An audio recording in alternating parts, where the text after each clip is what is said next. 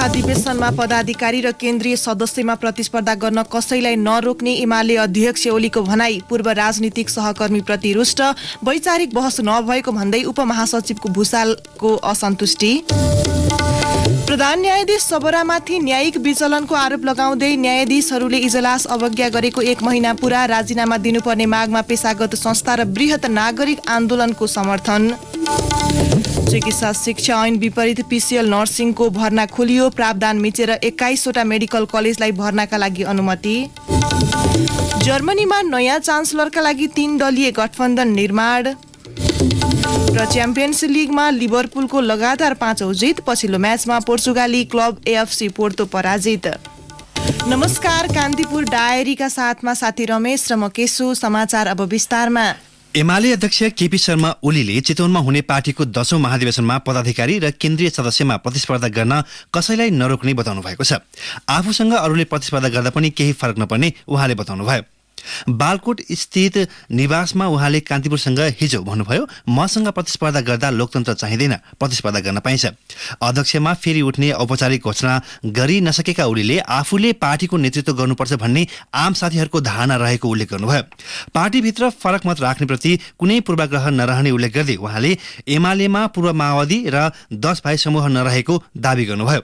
यसैबीच ओलीले पार्टी परित्याग गरी नयाँ पार्टी गठन गरेका पूर्व राजनीतिक सहकर्मी विरुद्ध सार्वजनिक रूप मञ्चमा रोष प्रकट गर्नुभएको छ। पार्टीको साइबर सर्कल घोषणा कार्यक्रममा हिजो बोल्दै ओलीले अग्रगमन र राष्ट्र निर्माणको एजेन्डा समाप्त पार्न पार्टी विभाजन गरिएको आरोप समेत लगाउनुभयो। अध्यक्ष ओलीले एकीकृत समाजवादी कांग्रेस र माओवादीको पछाडि लागेको टिप्पणी गर्नुभयो। कांग्रेसका पछि लाग्ने, प्रचण्डका पछि लागेर देश बन्छ। कम्युनिस्ट पार्टी, बहुमतको कम्युनिस्ट पार्टी फुटाएर चोइटो लिएर कुद्ने यस्ताहरूका पछाडि लागेर भन्छ। आफ्नै पार्टी 15 वर्षसम्म प्रमुख भएर तर मारेका मान्छे, त्यही पार्टीबाट प्रधानमन्त्री भएका मान्छे, त्यही पार्टी नफुटाइ नसक्ने, त्यही पार्टीको सरकार नडाली नसक्ने, त्यही पार्टीको सरकार ढाल्नका लागि मतदान नगरेर बाहिर निस्किएर कांग्रेसलाई भोट दिन, पछाडिको ढोकाबाट लुसुक्क कांग्रेसलाई भोट दिन कुद्नेहरूबाट देश बन्छ। त्यस्तै एमाले अध्यक्ष ओलीले शान्ति, स्थायित्व र समृद्धि गर्ने आफूहरू एजेन्डालाई कमजोर बनाउन खोजेको आरोप लगाउनुभयो। उहाँले एकीकृत समाजवादीमा गएका नेता कार्यकर्तालाई एमालेमा फर्कन आग्रह गर्नुभयो। विभिन्न पार्टीमा रहेका साथीहरूलाई आग्रह गर्न चाहन्छु, आउनुहोस् नेकपा एमालेमा सामेल भएर राष्ट्र निर्माण गरौँ। अरू केही उद्देश्य छैन एमालेको। अब नेकपा एमाले एकता एकीकरण गर्नुपर्ने पार्टी नेपालमा कुनै बाँकी रहेन। त्यसकारण नो एकता नो एकीकरण। एकता एकीकरणका वार्ता, यस्तो वार्ता को सम्हाल्नु नेपाल सरकारले? एकीकरण माधव नेपालले अल्मल्याएर झुक्क्याएर लगेका साथीहरू निन्द्राबाट बेहोजिनुहोस्। यसैबीच एकीकृत समाजवादीका अध्यक्ष माधव कुमार नेपालले सूर्य चिन्हको भरमा धाक नलगाउन एमाले अध्यक्ष ओलीलाई आग्रह गर्नुभयो। जनकपुरमा हिजो सञ्चारकर्मीसँग कुरा गर्दै नेपालले आफूहरूको पार्टीप्रति आकर्षण बढेको बताउनुभयो। समानताको, न्यायको, विकासको र समृद्धिको यो 4वटा विषयलाई केन्द्रबिन्दुमा राखेर अगाडि बढिरहेको हुनाले भविष्य यो पार्टीको छ। मैले भन्ने गरेको छु, अब यो सूर्यको धाक नदेखाए हुन्छ, त्यसमा ग्रहण लागिसकेको छ। अब कलम चम्किरहेको छ, सत्य र न्यायको सन्देश दिइरहेको छ। चितवनमा भएमा यो पार्टीप्रतिको आकर्षण बढिरहेको कुरा सबैले महसुस गरिरहेका छन्। भविष्य छ भने नेपाल कम्युनिस्ट पार्टी एकीकृत समाजवादीको छ। नेता नेपाल पार्टी कार्यालयको उद्घाटन गर्न जनकपुर जानुभएको थियो। एमालेका उपमहासचिव घनश्याम भुसालले पार्टीको पुनरोदयका लागि नीतिगत रूपमा रहेको असंगतिहरूलाई अन्त्य गर्नुपर्ने बताउनु भएको छ। चितवनमा भोलिबाट सुरु हुने 10औं राष्ट्रिय महाधिवेशनमा प्रतिनिधिहरूलाई सम्बोधन गर्दै जारी गरेको अपीलमा भुसालले एमालेको नीति ठिक भए पनि कार्यक्रम तय गर्न नसक्दा असंगति देखिएको बताउनु भएको हो। उहाँले समाजवादतर्फको यात्रा तय गर्ने कार्यदिशा तय गरे पनि कार्यक्रम निर्माण नहुँदा समस्या देखिएको र एमाले दिशाहीन भएको दावी गर्नुभयो। भुसालले महाधिवेशनमा वैचारिक विषयमा छलफल हुने अवस्था निर्माण नभएको भन्दै असन्तुष्टि जनाउनुभयो। असोजमा भएको विधान महाधिवेशनका क्रममा भएको स्थायी र केन्द्रीय कमिटी बैठकहरूमा भुसालले जबजको सिद्धान्तका रूपमा व्याख्या गरिनुपर्ने र समाजवादतर्फको यात्राका कार्यक्रम तय गर्नुपर्ने माग गर्नुभयो। भुसालले कार्यक्रम तय हुन नसक्दा एमाले कता हिँड्दैछ भन्ने विषय प्रष्ट हुन नसकेको पनि बताउनुभयो।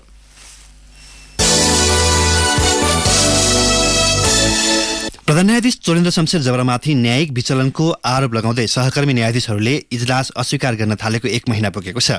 कानून व्यवसायका साथै कानून क्षेत्रका संस्थाहरूले निरन्तर आन्दोलन गरिरहँदा प्रधान न्यायाधीश जबरा भने सडकबाट माग्दैमा राजीनामा नदिने भन्दै पदमै रहने हठमा हुनुहुन्छ। सर्वोच्च न्यायालयमा देखिएको यस्तो अनपेक्षित संकटको निकासका लागि राजनीतिक दलहरूले कुनै अग्रसरता लिएका छैनन्। प्रधान न्यायाधीश जबराको राजीनामा माग्दै चलिरहेको आन्दोलन चर्कँदै गएको छ। प्रधान न्यायाधीश जबराले तोकेका इजलास कार्तिक 8 देखि बहिष्कार गर्दै आएका सर्वोच्चका न्यायाधीशहरू आगामी बुधबारदेखि नियमित इजलासमा फर्कने भएका छन्। गोला प्रक्रियाद्वारा पेशी तोक्ने निर्णय कानून गर्दै उनीहरू नियमित इजलासमा फर्किने भएका हुन्। फुलकोट पूर्ण बैठकले गत बिहीबार प्रधान न्यायाधीश जबराको तजबिजी अधिकार कटौती गर्दै सर्वोच्च अदालत नियमावली संशोधन गरेर गोला प्रक्रियाबाट इजलास तोक्ने व्यवस्था गरेको थियो। गोला प्रक्रियाद्वारा पेशी कहिलेदेखि तोक्ने भन्नेबारे निर्णय गर्न आज सर्वोच्च अदालतको फुलकोट बोलाएको छ। फुलकोटको आगामी बुधबारदेखि गोला प्रक्रियाद्वारा पेशी तोक्ने निर्णय गर्नेछ। नियमित इजलासमा फर्किए पनि न्यायाधीशहरूले जबराको नेतृत्व नस्वीकार्ने बताइसकेका छन्। कार्यकारी शक्तिसँग भागवण्डा गरेको अमुक मुद्दा निश्चित न्यायाधीशको मात्र इजलासमा राखेर भनी अनुसार फैसला गर्न लगाएको परिवारका सदस्य र आफैले नियुक्ति दिएका पदाधिकारीलाई बिचौलियाका रूपमा प्रयोग गरेको जस्ता आरोप जबरामाथि लाग्दै आएको छ। यस्ता आरोपले न्यायालयको गरिमा नै धुलिसात भएकाले जबराले राजीनामा दिनुपर्ने भन्दै सहकर्मी न्यायाधीशहरूले इजलास अस्वीकार गरिरहेका छन्। नेपाल बार एसोसिएसनले जबराको इजलास बहिष्कार गर्ने बताइसकेको छ। नेपाल बारले प्रधान न्यायाधीश जबराको बहिर्गमनलाई बटम लाइन बनाएर आन्दोलनलाई आक्रामक बनाउँदै गएको छ। सुरुमा सर्वोच्च अदालतमा केन्द्रित रहेको बारको आन्दोलन विस्तार भएर देशभरका अदालतमा पुगिसकेको छ। गत आइतबार सम्पूर्ण अदालतमा बहस पैरवी बहिष्कार गरेको बारले बुधबार मात्रै 18वटा उच्च अदालतमा केन्द्रीय प्रतिनिधि उपस्थितिमा विरोधमा प्रदर्शन र सभा गरेको छ। नेपाल बारले पत्रकार महासंघ, शिक्षक महासंघ, इन्जिनियर्स एसोसिएसन, जनस्वास्थ्य संघ, नर्सिङ एसोसिएसन, आदिवासी जनजाति महासंघ र बृहत नागरिक आन्दोलनको पनि साथ पाएको छ। प्राविधिक शिक्षा तथा व्यावसायिक तालिम परिषद सीटीभीटीले चिकित्सा शिक्षा ऐन विपरीत पीसीएल नर्सिङको भर्ना खुलाएको छ। स्नातक तहमा नर्सिङ पठन पाठन गराउने शिक्षण संस्थाले प्रमाणपत्र तह पीसीएलमा कक्षा सञ्चालन गर्न नपाउने ऐनको प्रावधान मिचेर सीटीभीटीले विश्वविद्यालयबाट सम्बन्धन पाएका 21वटा मेडिकल कलेजलाई अनुमति दिँदै हिजो भर्नाका लागि आवेदन मागेको हो।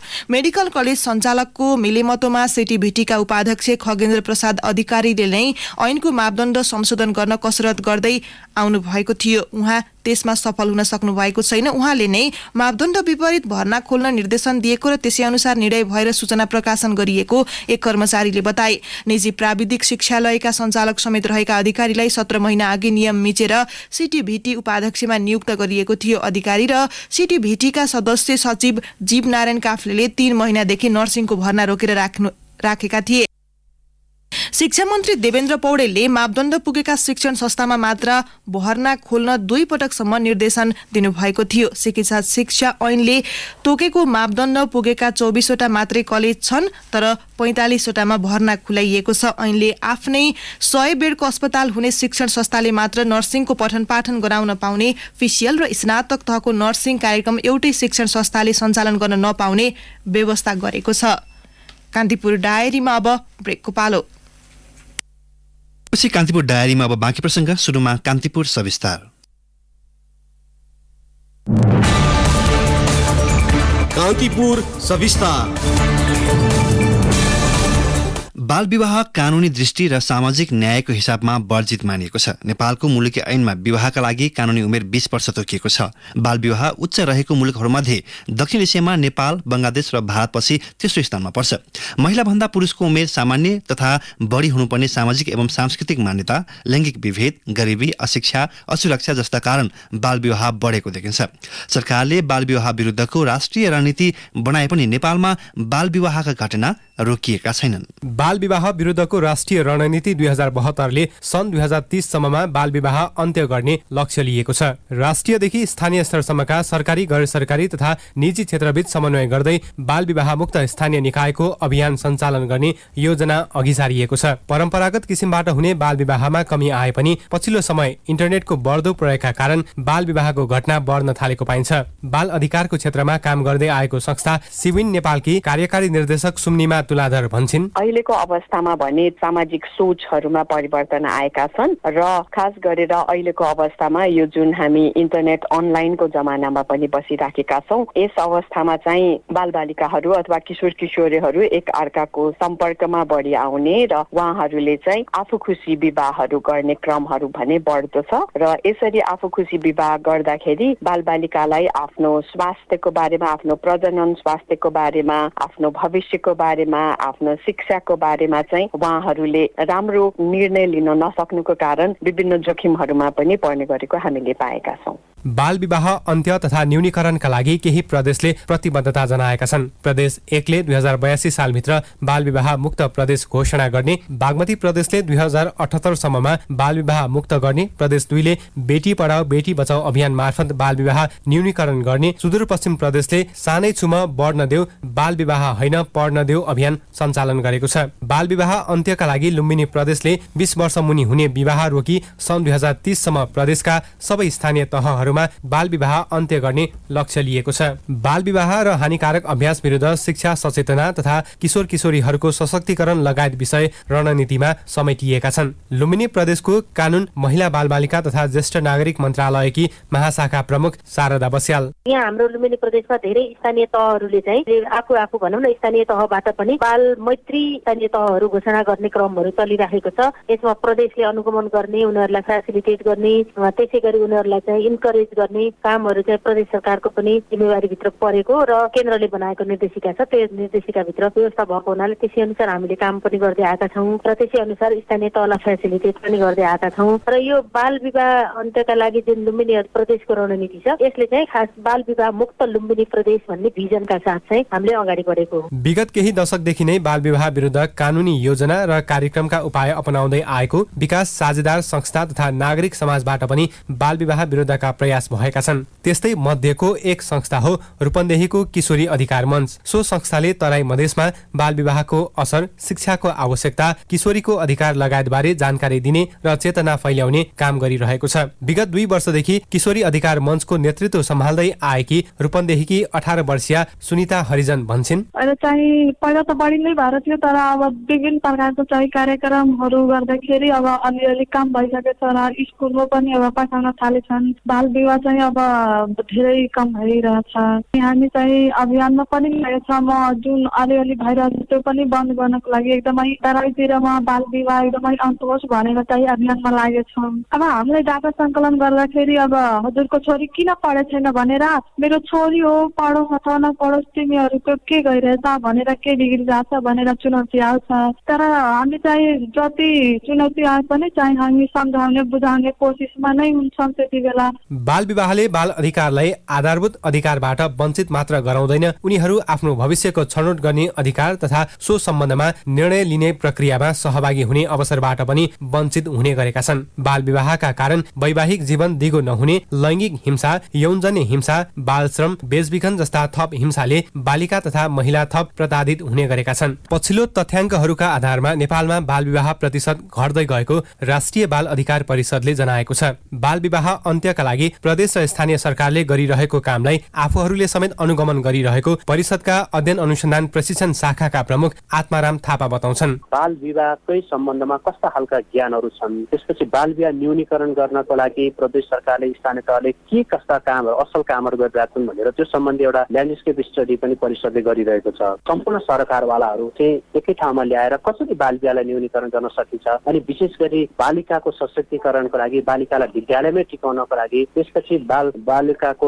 जुन खालको गरिबीमा रहेका बालबालिका परिवार छन् त्यो परिवारलाई अझ सशक्त गराउन लागि कसरी कामहरू गर्न सकिन्छ भनेर सङ्घीय सरकार, प्रदेश सरकार र स्थानीय तहसम्म पनि हामी निरन्तर रूपमा लागि परिरहेका छौँ भने विकास साझेदार, त्यसपछि नागरिक समाज सञ्जाल, गैर सरकारी संस्थाहरूसँग हाम्रो यो खालको समन्वय र सहकार्य चाहिँ भइरहेको छ। नेपालमा बाल विवाहलाई दण्डनीय अपराध मान्यता पनि यो प्रचलनलाई अझै पनि पूर्ण रूपमा हटाउन सकिएको छैन। बाल विवाह अन्त्यका लागि नेपालले राष्ट्रिय तथा अन्तर्राष्ट्रिय र क्षेत्रीय रूपमा गरेका प्रतिबद्धता पूरा गर्नुपर्ने दबावसँगै देशभित्रै बाल विवाह विरुद्धको अभियान र कार्यक्रमलाई अझ प्रभावकारी बनाउन आवश्यक छ।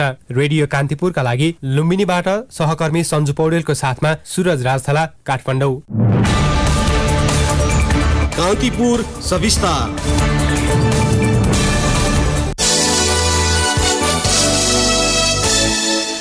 नेपाली कंग्रेसमा महाधिवेशन प्रतिनिधिहरूको प्रारम्भिक नतिजाले पार्टी नेतृत्वका लागि संस्थापन र इतर दुवै पक्षलाई ढुक्क हुने स्थिति बन्न सकेको छैन।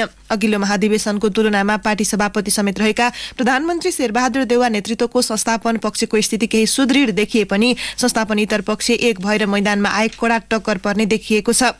संस्थापन इतर पक्षले सोचे जस्तो परिणाम ल्याउन सकेको छैन। देशभरबाट हिजोसम्म आएका नतिजाले इतर पक्षमा एक मात्रै उम्मेद्वार अघि सार्नुपर्ने दबाव बढेको छ। संस्थापन पक्षबाट सभापति देउवा र उपसभापति विमलेन्द्र निधि सभापतिका प्रत्याशी छन्। निधिको प्रभाव क्षेत्र मानिएको प्रदेश 2 मा क्षेत्रीय अधिवेशन नै शुरू नभएकाले महाधिवेशन प्रतिनिधि चयन हुन सकेको छैन। प्रदेश 2 का 8 जिल्लाबाट मात्रै 800 प्रतिनिधि चयन हुन्छन्। 33 जिल्लाबाट चयन भएका 1332 महाधिवेशन प्रतिनिधिमा देउवा र पौडेल पक्ष बराबरी हैसियतमा देखिएका छन्। मौजदात न्यून भएपछि कर्णालीका हिमाली जिल्ला डोल्पा, हुम्ला र मुगका सबै डिपोमा चामल वितरण बन्द छ। भोकले छटपटिएका हिमाली बासिन्दाको खबर बोकेका केही प्रतिनिधि काठमाडौँ पुगेका छन्, तर चामल कहिले आइपुग्ने टुङ्गो छैन। खाद्य व्यवस्था तथा व्यापार कम्पनी लिमिटेडले समयमै चामल ढुवानी नगर्दा अहिले हुम्लाको सिमकोटमा 250, मुगुमा 313 र डोल्पामा 400 क्विन्टल मात्र चामल छ, जो त्यहाँ चाहिने भन्दा ज्यादै न्यून हो। बितेका 3 आर्थिक वर्षमा कर्णालीका हिमाली जिल्लामा कम्पनीले साउनदेखि मङ्सिरसम्म कहिल्यै चामल पठाएको छैन। पठाए पनि सदरमुकाममा मात्र सीमित हुँदा दुर्गमका बासिन्दा वर्षौंदेखि खाद्यान्न अभाव भोग्न बाध्य छन्। नामखा गाउँपालिका 6 का वडा अध्यक्ष पालजोर तामाङले भन्नुभयो, हामीलाई चामल चाहिने भनेकै बर्खा र हिमपात सुरु हुनु अघि हो, तर त्यो बेला कहिले चामल हुँदैन। चैतदेखि जेठसम्म 3 महिना मात्रै हाम्रै उत्पादनले पनि खान पुग्छ। उहाँका अनुसार 5 वर्ष यता दशैं तिहारमा पनि लिमीवासीले चामल पाएका छैनन्। उनीहरू वर्षेनी कार्तिक दोस्रो साता नै केही घरकुरुवा राखेर गाउँ छोड्छन्, तर यो वर्ष कार्तिक पहिलो सातामै भारी हिमपात भएपछि स्थानीयले गाउँ छोड्न सकेका छैनन्, जसका कारण पनि खाद्यान्न अभाव चुलिएको हो। भारी हिमपात हुने मुगको मुगम कर्मारोङ डोल्पाको छार्का ताङसोङ डोल्पो बुद्ध र छार्का ताङसोङ गाउँपालिकाका बासिन्दाले पनि हिमपात सुरु हुनु अघि गाउँ छोड्ने गरेका छन्।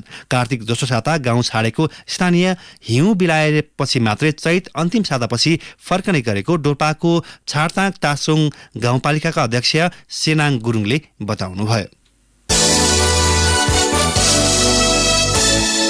केही दिन यता हावाको गति कमजोर भएकाले काठमाडौँ सहित देशका धेरै भागको वायुमण्डलमा प्रदूषणको मात्रा बढेको छ। जल तथा मौसम पूर्वानुमान महाशाखाका वरिष्ठ मौसमविद राजु प्रधानाङ्ग्याले हावाको वेग रोकिँदा वायुमण्डलमा प्रदूषण थिग्रिएर बसेको बताउनुहुन्छ। उहाँले भन्नुभयो, यो हट्न कि पश्चिमी वायुको गति बढ्नुपर्छ कि वर्षा हुनुपर्छ। पश्चिमतिरबाट कमजोर प्रणाली भित्रिँदैछ, त्यसले हल्का वर्षा गरायो र हावाको गति बढायो भने तैरिएर बसेको प्रदूषण हट्छ र आकाश सफा हुन सक्छ। काठमाडौँ सहित देशैभरको वायुमण्डलमा वायुको गुणस्तर सूचकाङ्क AQI केही दिन यता बढ्दै गएको छ। कान्तिपुर डायरीमा पुनः ब्रेकको पालो। ब्रेकपछि कान्तिपुर डायरीमा अब आर्थिक प्रसङ्ग। चालु आर्थिक वर्ष 2078-79 को पहिलो चौमासिकमा नेपालले गरेको वस्तु आयात 61.57% बढेको छ। भन्सार विभागको तथ्याङ्क अनुसार गत आर्थिक वर्षको यही अवधिको तुलनामा यस वर्ष 2 खर्ब 47 अर्ब 40 करोड रुपियाँ बराबरले आयात बढेको छ। गत साउन 1 गते कार्तिक मसान्तसम्ममा 6 खर्ब 50 अर्ब 29 करोड 43 लाख रुपियाँ बराबरको वस्तु आयात भएको छ। यही अवधिमा निर्यात भने 82 अर्ब 12 करोड 42 लाख रुपियाँ बराबरको छ। यो गत वर्षको यही अवधिको तुलनामा 104% बढी हो। 4 महिनामा कुल 7 खर्ब 32 अर्ब 41 करोड 86 लाख रुपियाँ बराबरको वैदेशिक व्यापार हुँदा नेपालले 5 खर्ब 68 अर्ब 17 करोड रुपियाँ बराबरको घाटा बेहोरेको छ। यद्यपि पहिलो चौमासिकमा आयात निर्यात अनुपात भने गत आर्थिक वर्षको तुलनामा घटेको छ। नेपाल धितोपत्र बोर्ड सेवनको अध्यक्ष सिफारिस समिति पुनः गठन हुने भएको छ। यसअघि अर्थ मन्त्रालयले मन्त्री स्तरीय निर्णयबाट सिफारिस समिति बनाएको थियो, त्यसलाई रोक्दै मन्त्री परिषदबाटै निर्णय गरी पुनः समिति गठन गर्न लागि स्रोतले जनाएको छ। धितोपत्र ऐनको दफा 7 मा सेवनको अध्यक्ष छनौटको लागि मन्त्री परिषदबाटै निर्णय गरी सिफारिस समिति गठन गर्नुपर्ने प्रावधान छ।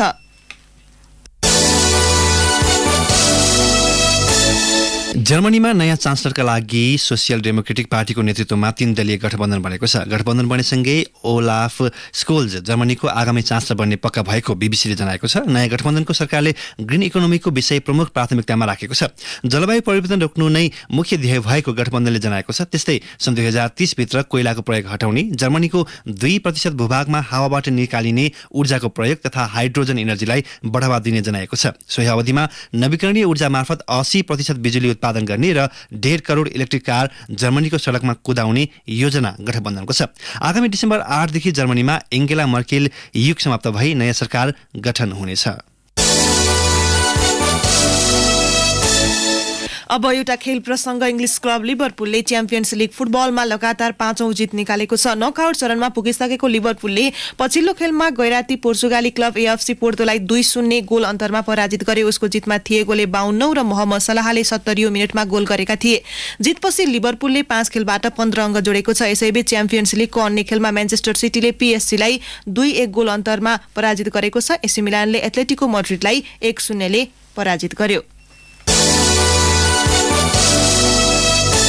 अब मौसम सम्बन्धी जानकारी। काठमाडौँ उपत्यका सहित मुलुकका अधिकांश भूभागमा मौसम बदली हुने मौसम पूर्वानुमान महाशाखाले जनाएको छ। प्रदेश 1 बागमती र गण्डकी प्रदेशका केही पहाडी भूभागहरूमा हल्का वर्षाको सम्भावना रहेको महाशाखाले जनाएको छ। केही बेरअघि 10 डिग्री सेल्सियस मापन गरिएको काठमाडौँ उपत्यकाको अधिकतम तापक्रम आज 19 डिग्री सेल्सियसमा पुग्नेछ। सूर्योदय बिहान 6:32 भयो भने सूर्यास्त साँझ 5:09 हुनेछ। हवस् त यिनै प्रसङ्ग सहित कान्तिपुर डायरीको यो बुलेटिन अहिलेलाई यही सकिन्छ। साथी रमेश र म केशु बिदा हुन्छौँ। नमस्कार।